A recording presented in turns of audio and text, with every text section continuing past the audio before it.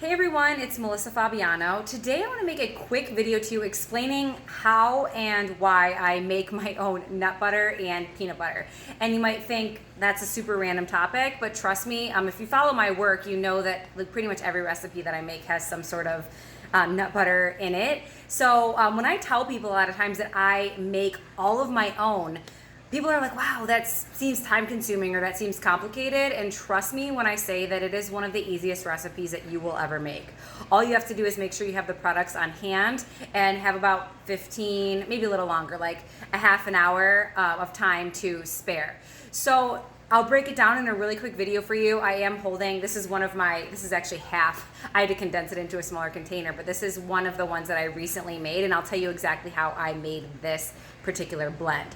So the first step, all you have to do is make sure that you have the flavors that you want. And I'll share some examples of different combinations, but my all-time favorite for just like a really natural tasting nut butter is using almonds, walnuts, and sunflower seeds. So literally all you do is you take however much you want to make. I like to make about use 5 cups worth of nuts whenever I'm making it.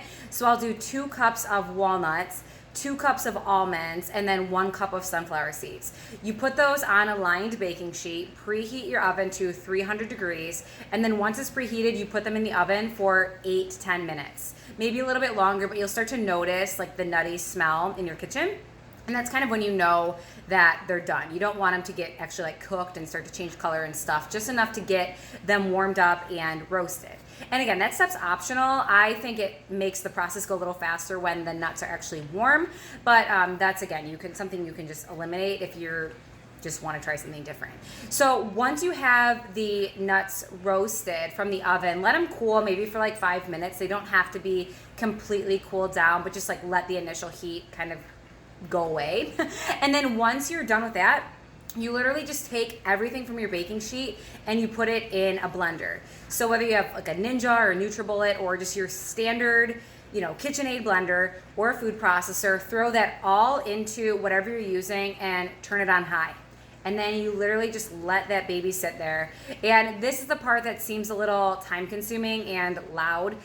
So it's gonna take at least like 15 minutes for it to get to a consistency that you're probably happy with. I don't mind if there's a little bit of like grittiness to it. I personally like that, but if you want it to be like super smooth, it's gonna probably take even longer than that. But all you do once it's in the blender is you just watch it. And you'll notice it'll like go from like full size nuts, it'll start to get to more like a crumbly texture, and then eventually the bottom will start to get a little more liquid consistency. Not liquidy, but a little more creamy. And then you just keep watching it. And every couple minutes, I would recommend to turn off your blender, give it a little break to cool down, and kind of just like scrape off the stuff that's accumulated on the side to just kind of make the process go a little faster. And then once you get it to the consistency that you want, you're pretty much done. I like to do a little dash of sea salt in mine. And then this is where like the flavor add-ins would come in too. So again, like I'll share more, but like if you like to add in honey, or sometimes it's good to, or really flavorful, to add in some coffee, like some fresh ground coffee, cinnamon, or if you want to add a little bit of like a sweetener into it other than honey, like a little bit of sugar, like sugar in the raw or whatever.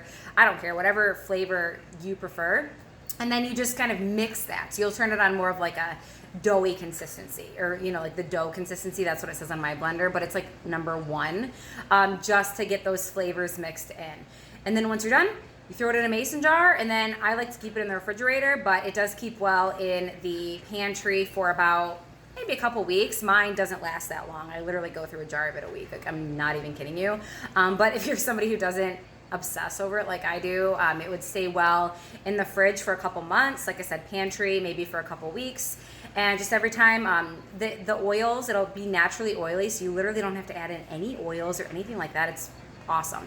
Super healthy, super natural, and super delicious. So if you try it, I want to know what your experience was like and what flavor combinations you did, so maybe I can come up with some new ideas for my kitchen. So I hope you have an awesome day, and I will see you again soon.